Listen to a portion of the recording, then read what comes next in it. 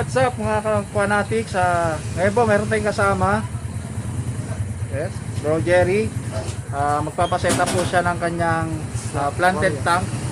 Ngayon po kailangan po natin ng pang substrate, kaya today po pupunta po tayo sa ilog para manguha ng substrate. Okay po. So, tara.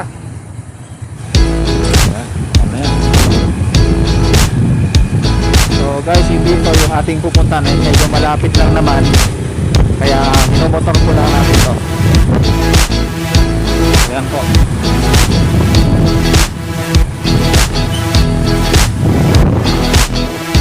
So yun po yung nakakatawa dito mga kuha natin. Madali lang po bukuha, may mga source po tayo dito na pwede natin magamit sa planted tank po natin. Ayan.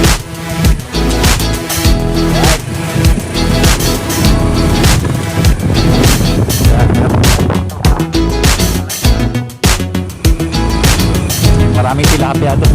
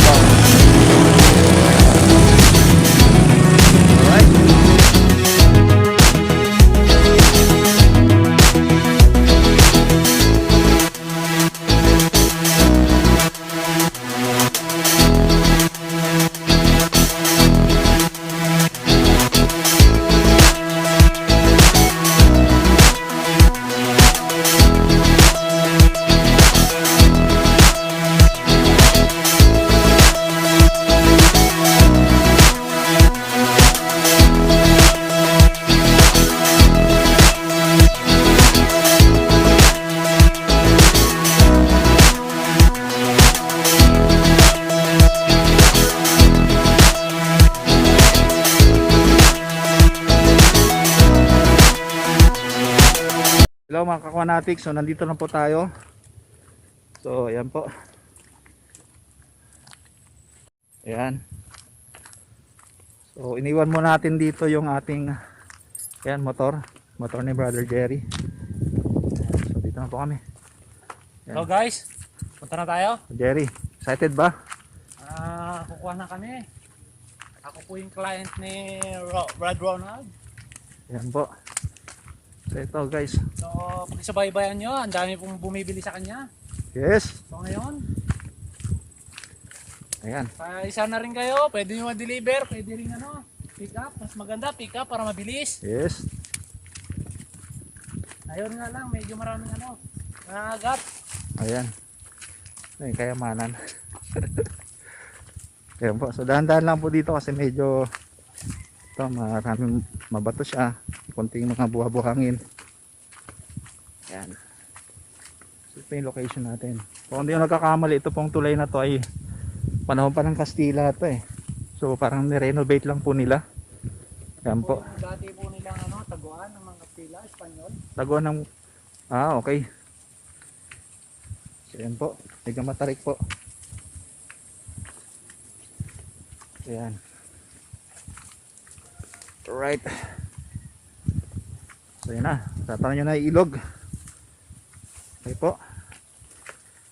Ayan. Ayan guys o.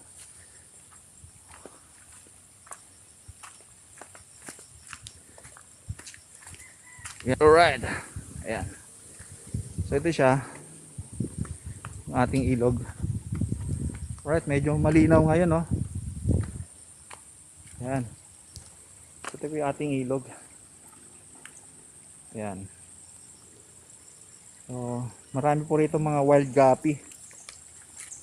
Opo, ayan. Tingnan natin. Ayan, may mga black mosco.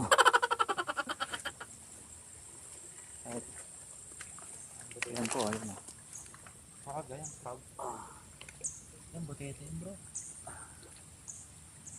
Isa may mga fry yan. So, may mga fry po siya. Yung isda, oh. Right. Yan. Saan yung panghuli? Right. Ah, nga pala, no? Okay, nakad po tayo doon. Yan, isda, oh. Sabi. Ito guys, so namimili lang kami ng spot na maganda. Mas magandang kuhanan ng substrate buhangin. Walang kaya nito guys ha. Ulangin natin ha. Spinach ba yan, bro? Oo, kalunay. Aba, tingin mo Ito, masarap po ito guys. Yan oh.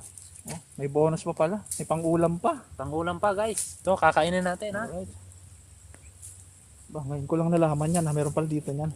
Kinakain pala yan, hindi ko alam eh. Oo bro. Ayan oh. Ang dami oh. Ito. Oh guys, ang tawag dito, bro? Kalunay. Kalut. Yan po, mga ka-aquanatics. Kalunay daw po oh.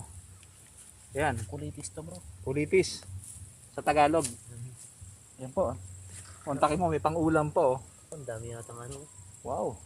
Huwag na. Maraming ano. Right. Yan. Maraming So ito. Ito mukhang okay na dito buhangin. Ito po. Sa baba. Dito. Maganda po buhangin to bro. Itong buhangin na to. Okay na to. Sigurado ka dito. Ito. Ito oh. Oh, mukhang nakon. May naka-ready po oh. Yan po. Naiwan po yata nila. Ayan natin. Ang gana.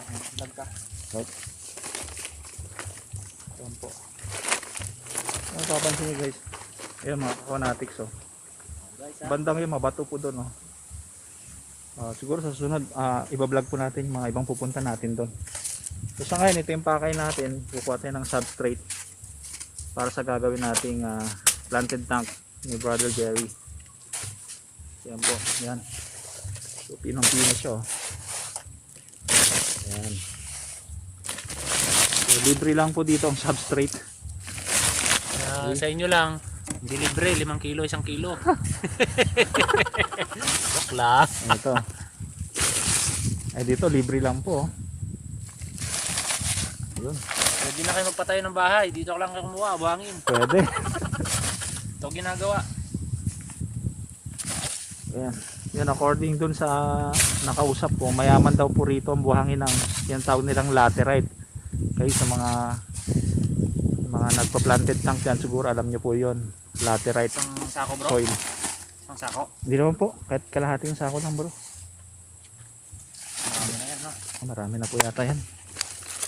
Ayan po, ang papansin nyo guys. Ayan, marami na po. Ayan. So ito. Ilang natin dyan. So, ayan. So dito lang po. Siguro medyo pasya lang kami ng konti dito. May titignan lang kami. Dyan lang. Guys. Okay, so dyan muna.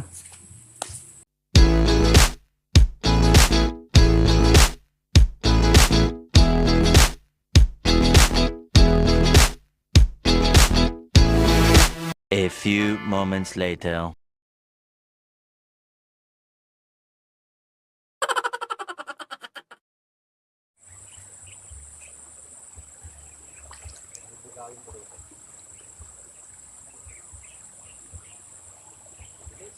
Ayan. Ayun na guys, dami namin nakitang mga tilapia.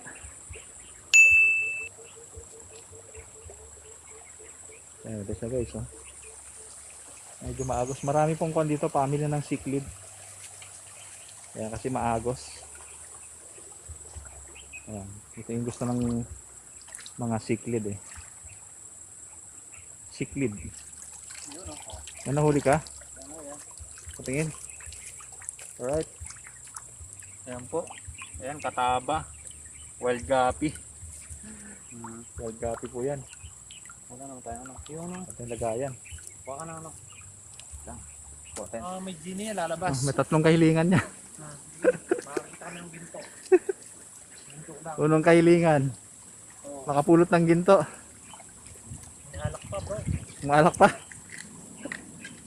Baka mamatay isda. Yan, GSM Blue. No, alak. Ha? Oo ano. Sige, tanggalin mo lang.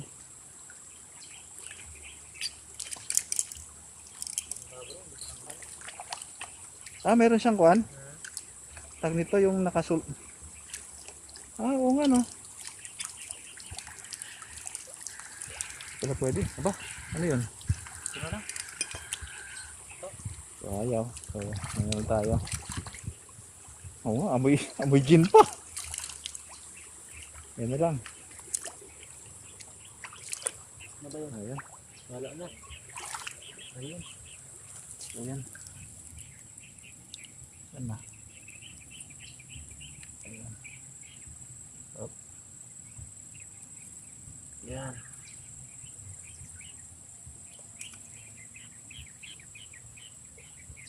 Alright. Alright. Ayan. Ayun o. Ayun, eh. Oo nga, no. So, hindi po tayo na zero.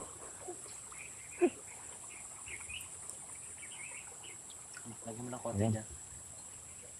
Alright. Manin.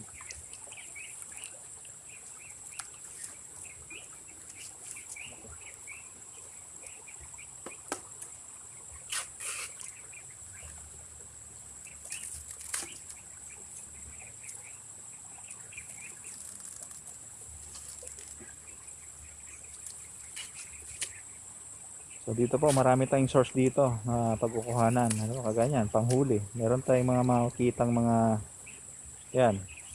Wild kulambo. Kulambo po yan. Naging wild siya kasi dito sa wild natin nakita eh. Kaya wild kulambo. Parang gapi, wild gapi. May wild kulambo rin po tayo. Panghuli sa wild gapi ay wild kulambo. Ayan. Right.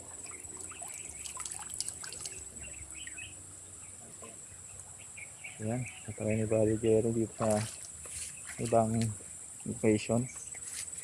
Ayan.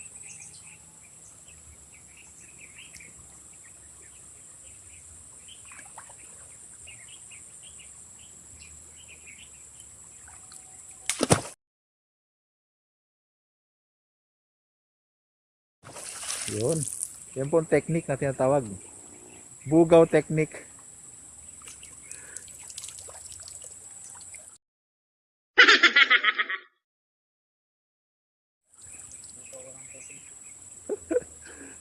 Depektibo.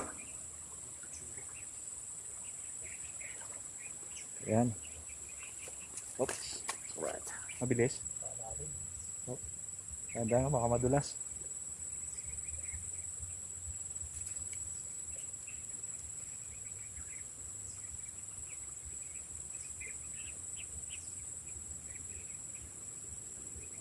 Bugawin mo dun, bro.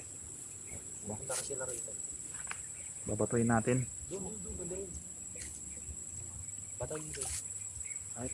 So, babatuin ko 1, 2, 3. Yun. Po.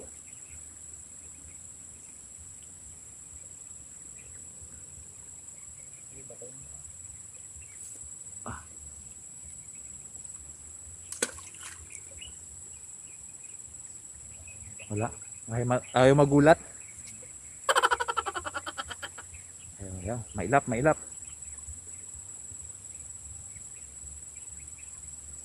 Bro, ito na lang bro. Yung mga may similya dito. Maliliit na, no? Maliit lang, no? Parang yung manlalaki. Ito sila, oh. Yan, try mo yan, oh. Yan, oh. Yan, oh. May mga siklid, oh. Yan, oh. Malalapad, oh. Yan, oh. Yan, oh. Siklid yan, oh. Yan, oh. Yan. Yan, oh. Oh, meron ba? Alright. Yan po. May makuha tayo. May pang-ulam na. Sana, bote. Ayan. May bagang bote. Ayan. Ayan, mga wild kataba po. Ano ba to?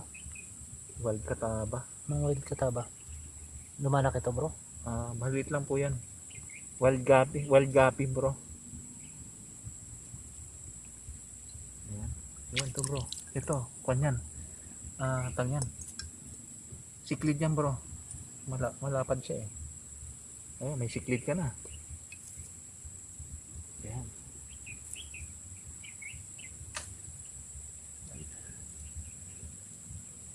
Okay na yan. Okay. Alright. May nakuha po siyang siklid. tingnan natin. Ayan po. Ayan.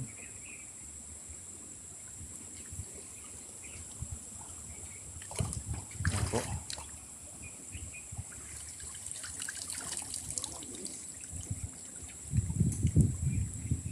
Ayan, meron siyang siklid na nakuha. Oh. Meron siya isa. Ayos. Ayan po, parang lahi siyang tilapia. Siyang tilapia po ay siklid po yan. Opo, lumalaki po ito.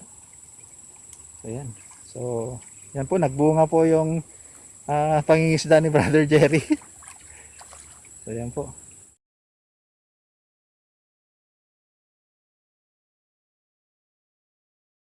Hello guys, nandito na kami ngayon. So, medyo inabot kami ng gabi. Kaya, set up na po natin yung tank ni Bro Jerry. Ayun po. Simulan lang po natin. So guys, simulan po natin sa paglalagay ng substrate. So, ito na pinakuha nating buhangin. Kanina.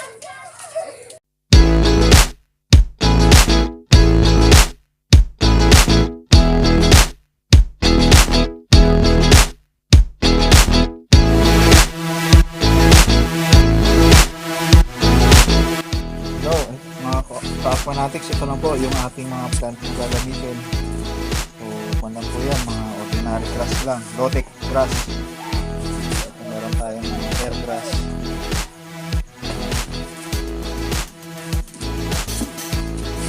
Ang ginawa po nating setup pala ay Iwagomi setup. Okay po. Ayan. So, meron tayong hydrilla dito. Simpleng setup lang naman po ito. Okay po. So, simulan po natin. Okay, so kung natin itatanim yung ating hair grass po. Lalagyan natin dito yung mga bandang likod.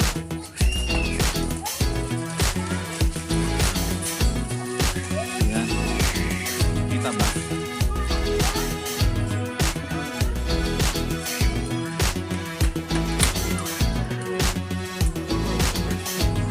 Ilalagay po yan sa background sa likod po yan.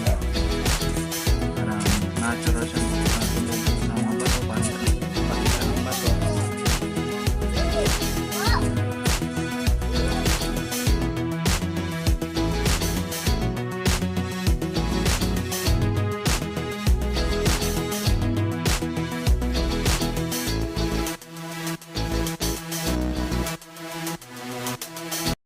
Hello guys, katatapos lang po natin. So, pakita natin sa inyo yung ating setup. Medyo hindi ko na po na-videoan kanina kasi na-lowbat po tayo. Kaya ito, shortcut na lang po. No? Yung paglagay ng tubig, hindi ko na po na-video. Kaya, check natin guys. So, ito na po mga ka-aquanatics yung ating finished product. So, yan. Ayan. So, Iwagomi style. Medyo kinulang po tayo ng pebbles kaya sa ngayon yan pa lang po yung ko natin. So may nabili yung ating brother, client ng artificial na para siyang kuan tawag nito. Bacopa mineri na plant. Pwede rin po kayo maglagay niyan kung gusto niyo po. So depende po sa suggestion ng client niyo o gusto nila. Ayan, so sa ngayon nilagyan po natin to ng hydrilla. Meron tayong hair grass, saka ayan, pinang carpet po natin yung gabi grass. Ayan. So, simpleng setup lang po para sa mga gusto magpa-setup. 2.5 lang. Okay. Tumawag lamang po or mag-message, direct message lang po sa amin. Okay. So, hindi siya kagandahang setup muna sa ngayon kasi low cost and low budget or tsaka mga low planted tank yung plant po yung ating ginamit dito. Okay po. O yan. So, simple Iwagomi style po. Alright. Go, ka-aquanatics. Ito na po. Tapos na po yung ating setup. So, pinamagahan. Ito na po yung ating setup. No? Check po natin. Okay guys. Ka-aquanatics. Ito na po yung ating finished product. Ayan.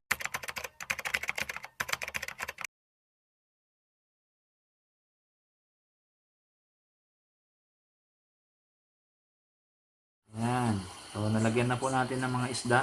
Yung mga gapi.